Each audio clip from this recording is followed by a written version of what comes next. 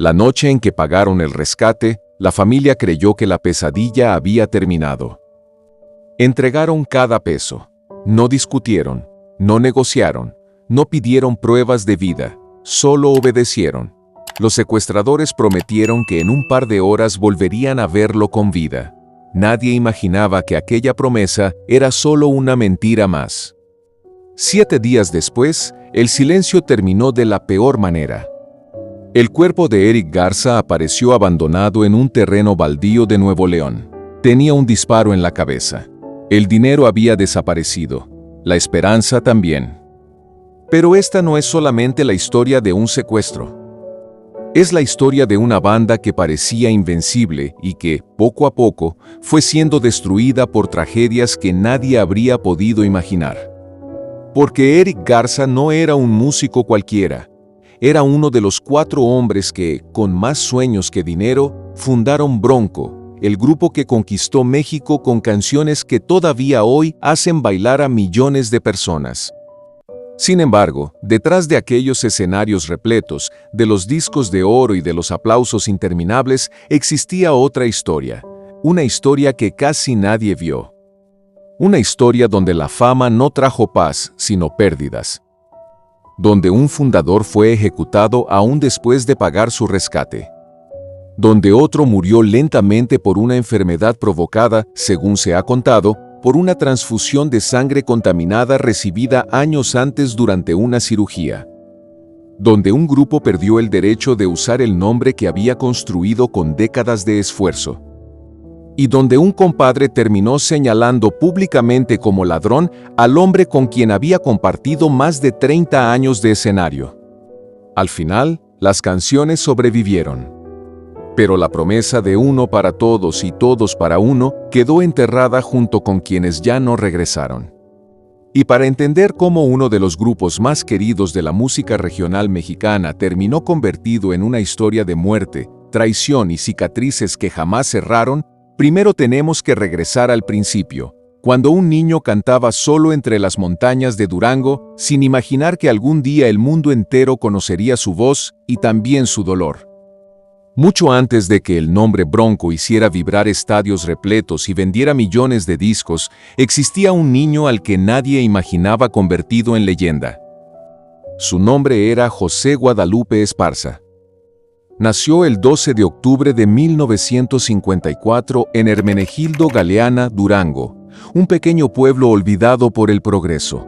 Allí no había luz eléctrica, ni calles pavimentadas, ni hospitales. Cuando caía la noche, solo quedaban la oscuridad, el silencio y la incertidumbre de un nuevo amanecer. Pero la pobreza no era el mayor enemigo de aquella familia. Su padre cruzó la frontera hacia Estados Unidos buscando un futuro mejor. Lo que encontró fue una celda. Fue detenido por migración ilegal y encarcelado, dejando a su esposa sola con 12 hijos y sin un peso para sobrevivir. Lupe era el mayor. Y sin que nadie le preguntara si estaba listo, dejó de ser un niño.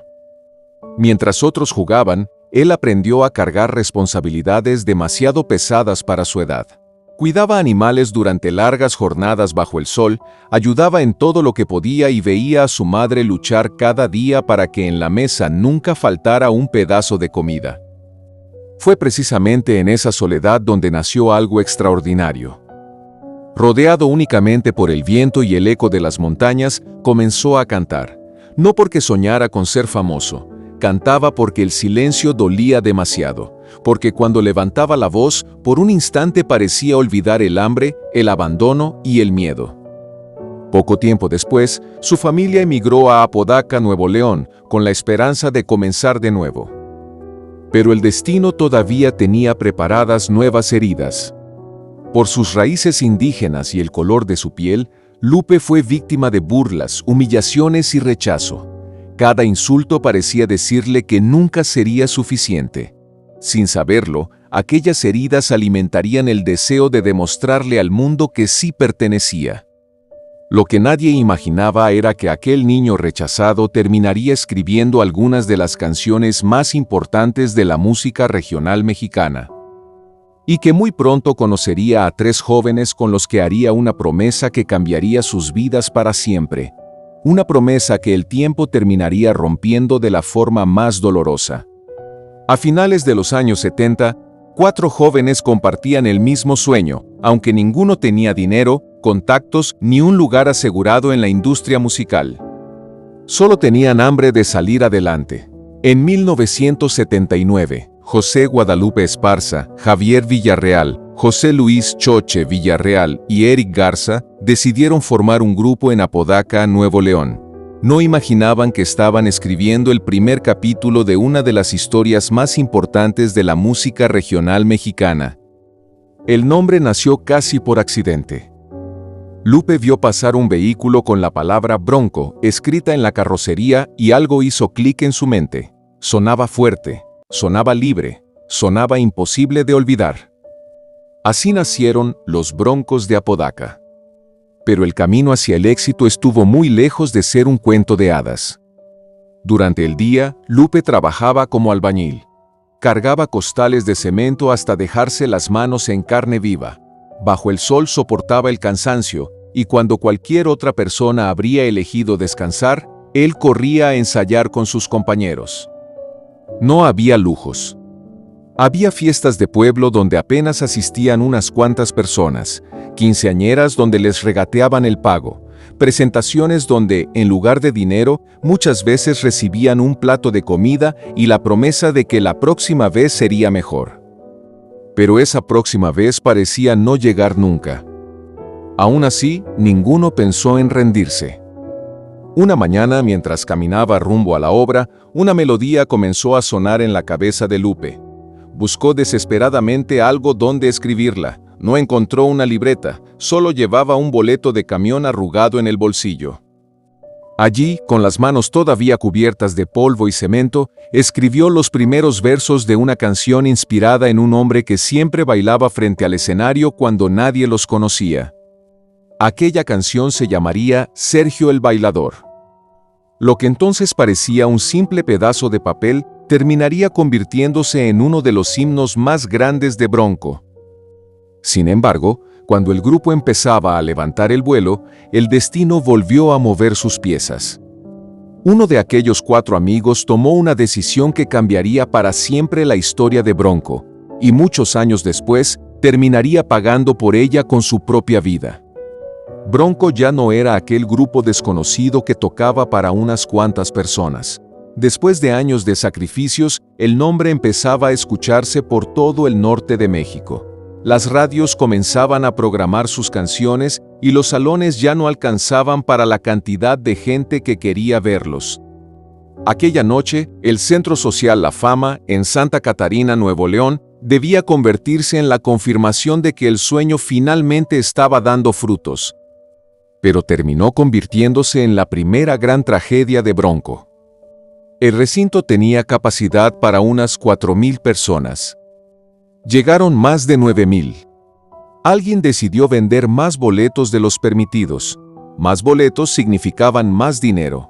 Nadie imaginó que esa decisión terminaría costando vidas. Dentro del salón casi no se podía respirar. El calor era insoportable. El aire parecía agotarse mientras miles de personas permanecían apretadas unas contra otras. Algunos comenzaban a desmayarse. Otros pedían desesperadamente que abrieran las puertas. Afuera, cientos de personas seguían intentando entrar. Entonces ocurrió lo impensable. La policía llegó para controlar la multitud. En medio del caos, escucharon varios disparos al aire.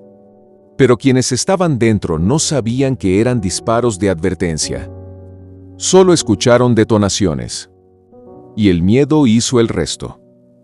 Miles de personas corrieron desesperadamente hacia la única salida. Al mismo tiempo, quienes permanecían afuera intentaban entrar buscando refugio. 2 multitudes chocando de frente. En cuestión de segundos, el concierto dejó de ser una fiesta. Se convirtió en una estampida. Los gritos reemplazaron a la música. El sonido de los instrumentos desapareció bajo el ruido del pánico. Cuando todo terminó, entre 7 y 9 personas habían perdido la vida y decenas más resultaron heridas. Lo más devastador fue que Bronco ni siquiera presenció la tragedia. Por razones de seguridad, el grupo fue retirado del lugar antes de que el caos alcanzara su punto más crítico. Esa noche se fueron creyendo que solo había ocurrido un incidente menor.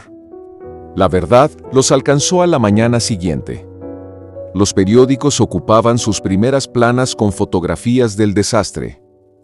Nombres, rostros, familias destruidas. Durante años, Lupe Esparza confesó que cargó con una culpa que, en realidad, nunca les pertenecía. Ellos no vendieron los boletos. Ellos no diseñaron el recinto. Ellos no provocaron la estampida. Pero cuando miles de personas habían acudido para ver a Bronco, era imposible no preguntarse si aquella tragedia también llevaría su nombre para siempre. Como homenaje a las víctimas, el grupo compuso Cumbia Triste, intentando transformar un dolor imposible de explicar en música.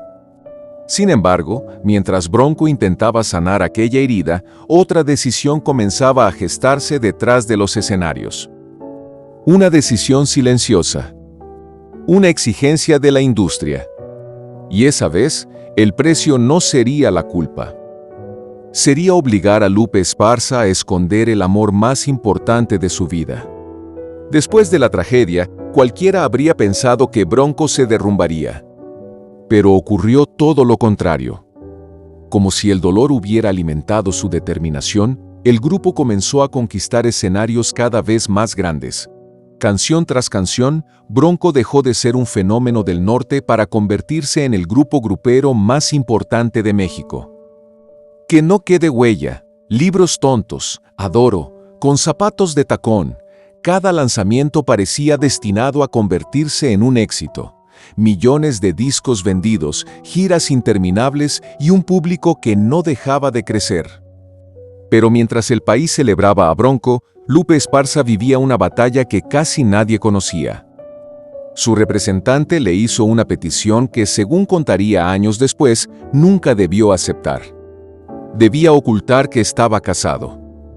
La lógica de la industria era cruel. Un cantante soltero vendía más que un hombre con esposa e hijos. Y así, entrevista tras entrevista, Lupe aprendió a sonreír mientras escondía la verdad. En casa lo esperaban Marta Benavides y sus hijos. Ella había estado con él cuando no tenía dinero, cuando viajaba en camión y trabajaba como albañil. Sin embargo, frente a las cámaras, debía actuar como si esa familia no existiera. Años después, Lupe reconocería que fue uno de los errores que más le dolieron. Mientras tanto, Bronco seguía rompiendo todos los récords. En 1990 llegó su película. En 1992 recibieron un día oficial en Texas. En 1993 la canción de Dos mujeres, un camino, sonaba cada noche en millones de hogares. Y entonces ocurrió lo que parecía imposible. Más de 100,000 personas llenaron el Estadio Azteca para ver a 4 amigos que alguna vez escribieron canciones sobre un boleto de camión. Era la cima absoluta. El momento con el que cualquier artista sueña.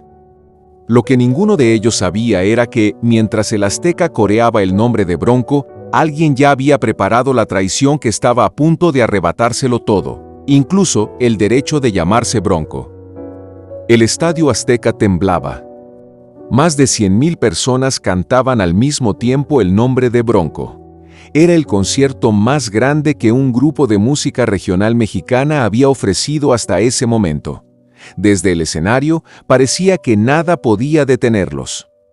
Habían conquistado el país. Habían cumplido el sueño. Pero mientras el público celebraba aquella noche histórica, una amenaza invisible llevaba años creciendo detrás de los camerinos. Y estaba a punto de destruir todo lo que habían construido. Las versiones oficiales aseguraron que Bronco se separó porque cada integrante quería explorar nuevos proyectos, que era una pausa, que necesitaban descansar. Pero la realidad era mucho más amarga. Según ha contado Lupe Esparza, cuando decidieron distanciarse de su representante y reorganizar su carrera, descubrieron una verdad que los dejó sin palabras. El nombre Bronco ya no les pertenecía. Su entonces representante, Óscar Flores, había registrado legalmente la marca a su nombre. Aquel nombre que Lupe había elegido años atrás, inspirado en un automóvil, ya tenía otro dueño sobre el papel. De un momento a otro, los hombres que habían construido esa leyenda no podían utilizar su propia identidad. Fue un golpe devastador. No perdieron únicamente una palabra. Perdieron casi 20 años de historia. Perdieron el nombre con el que llenaron el Estadio Azteca. Perdieron el nombre que aparecía en millones de discos.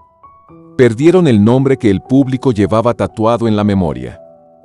Durante años tuvieron que presentarse como el Gigante de América, mientras iniciaban una larga batalla legal para recuperar lo que siempre había sido suyo. Pero si aquello ya parecía una traición imposible de superar, todavía faltaba el momento más doloroso. El 3 de noviembre de 1997, el programa Siempre en Domingo reunió al grupo para despedirse. Millones de personas observaban desde sus televisores. Nadie imaginaba que estaban presenciando el verdadero final de una época. Entonces comenzó a sonar Adiós. Uno por uno fueron interpretando la canción. Hasta que llegó el turno de José Luis Villarreal, Choche. Intentó cantar. No pudo. Las palabras se quebraron en su garganta y las lágrimas comenzaron a caer frente a millones de espectadores. El hombre que siempre hacía reír lloraba desconsoladamente. Nadie entendió aquel llanto. Muchos pensaron que solo era la tristeza de una despedida. Pero 15 años después, cuando la muerte llamó a su puerta, aquel instante adquiriría un significado mucho más profundo. Porque el peor año en la historia de Bronco todavía estaba por comenzar. 15 años después de aquella despedida, el destino volvió a pronunciar el nombre de Bronco. Pero esta vez no sería para anunciar un concierto. Sería para anunciar una tragedia. Un año que los sobrevivientes del grupo jamás podrían borrar de su memoria. Todo comenzó el 3 de febrero. Mientras Lupe y sus compañeros seguían recorriendo escenarios bajo el nombre de El Gigante de América, Eric Garza, uno de los 4 fundadores originales, llevaba una vida muy distinta. Había dejado la música décadas atrás para hacerse cargo del negocio familiar de autopartes en Monterrey. Creyó que aquel camino le ofrecería estabilidad. Nunca imaginó que terminaría siendo el más peligroso.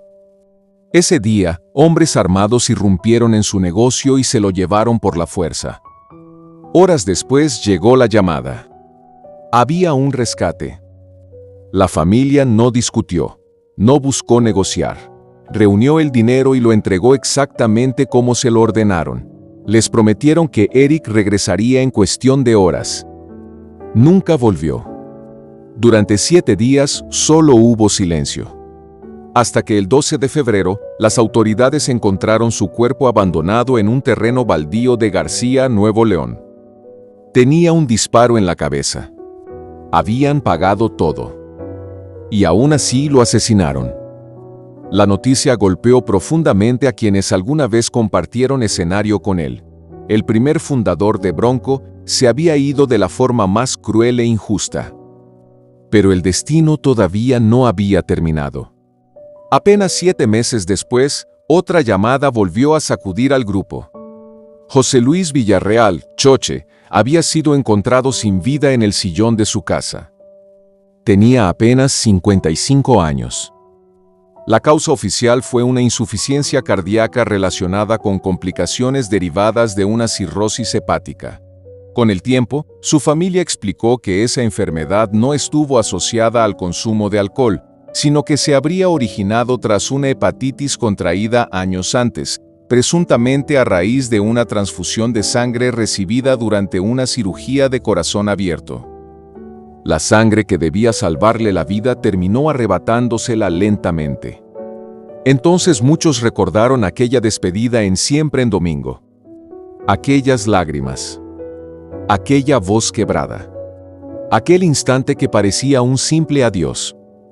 De los 4 amigos que hicieron una promesa en 1979, 2 habían muerto. Solo quedaban Lupe Esparza y Javier Villarreal.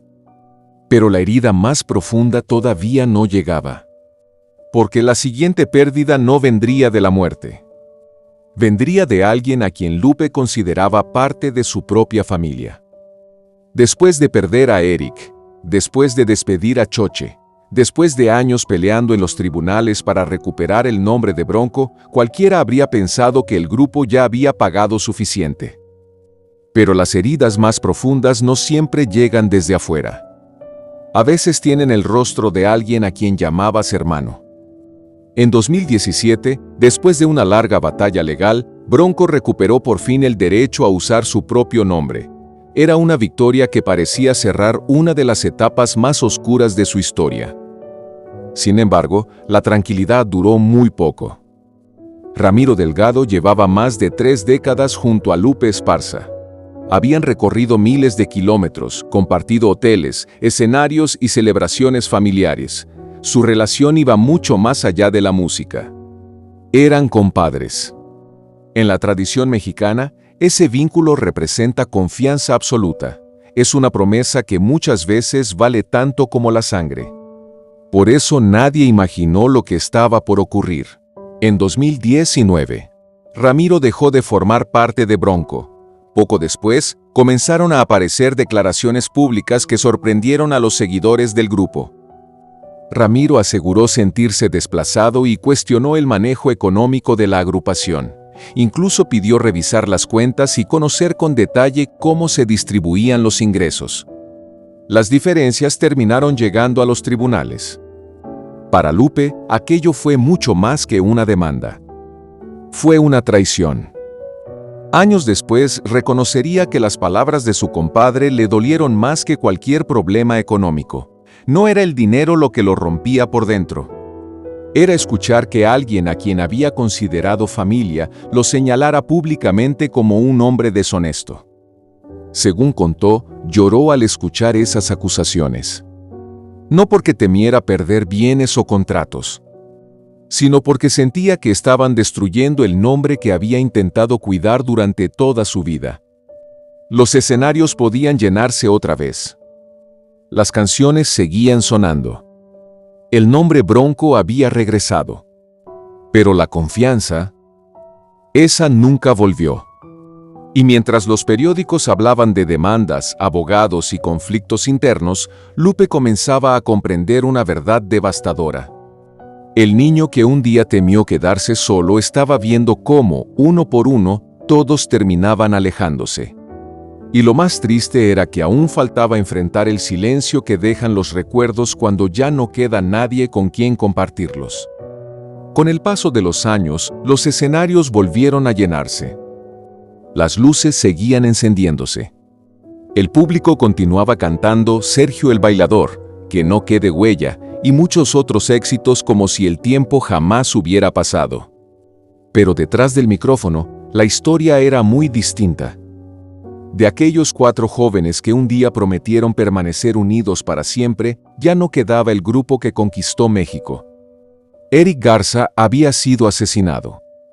José Luis Choche Villarreal había fallecido después de una larga enfermedad.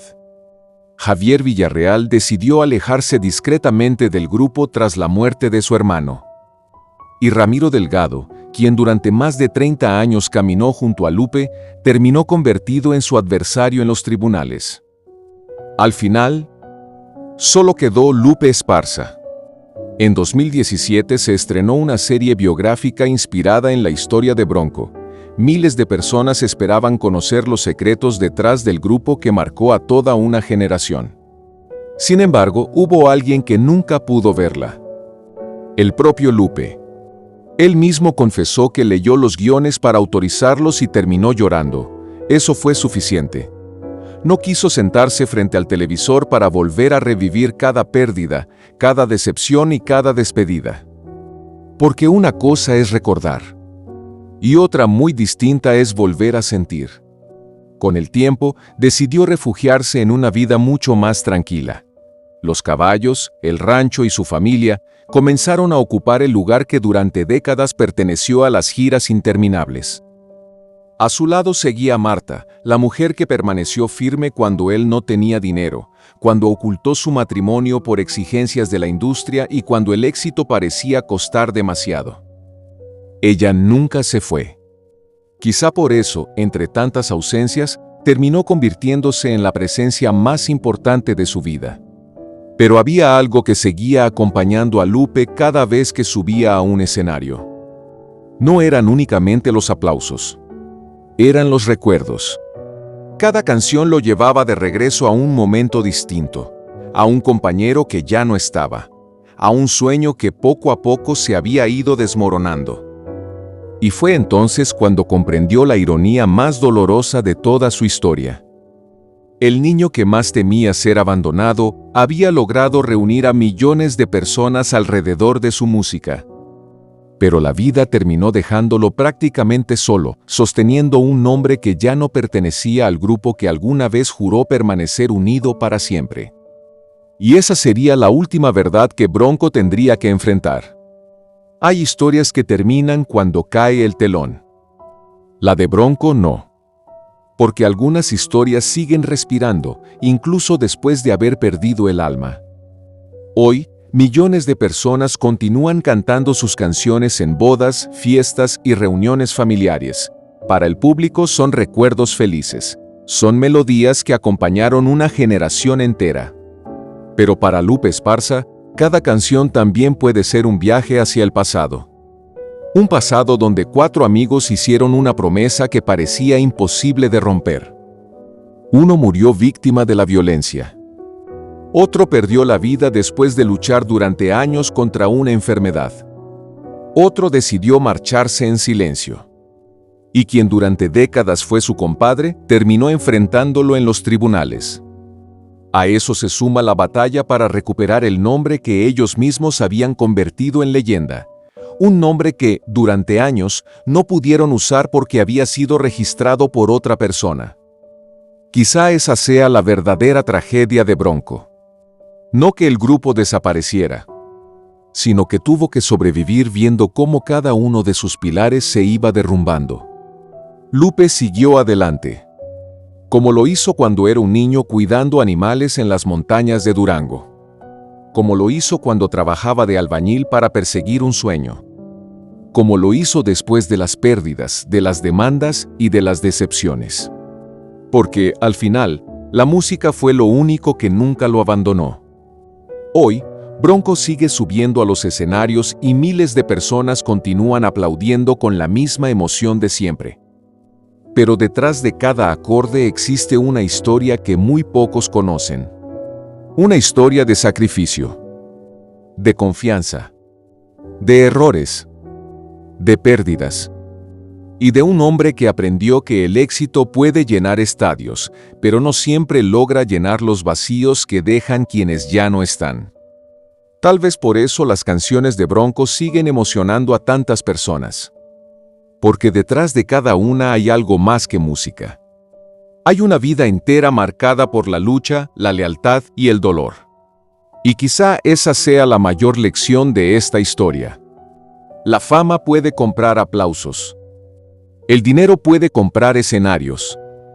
Pero ni todo el éxito del mundo puede devolver el tiempo, recuperar la confianza perdida o sentar nuevamente en la misma mesa a quienes un día soñaron con conquistar el mundo juntos. Gracias por acompañarnos hasta el final. Si esta historia te conmovió y quieres descubrir las verdades, los secretos y los momentos más impactantes detrás de las grandes leyendas del espectáculo, suscríbete a Vidas de Impacto, activa la campana y comparte este video con alguien que haya crecido escuchando a Bronco. Porque mientras exista alguien que recuerde estas historias, las leyendas nunca morirán.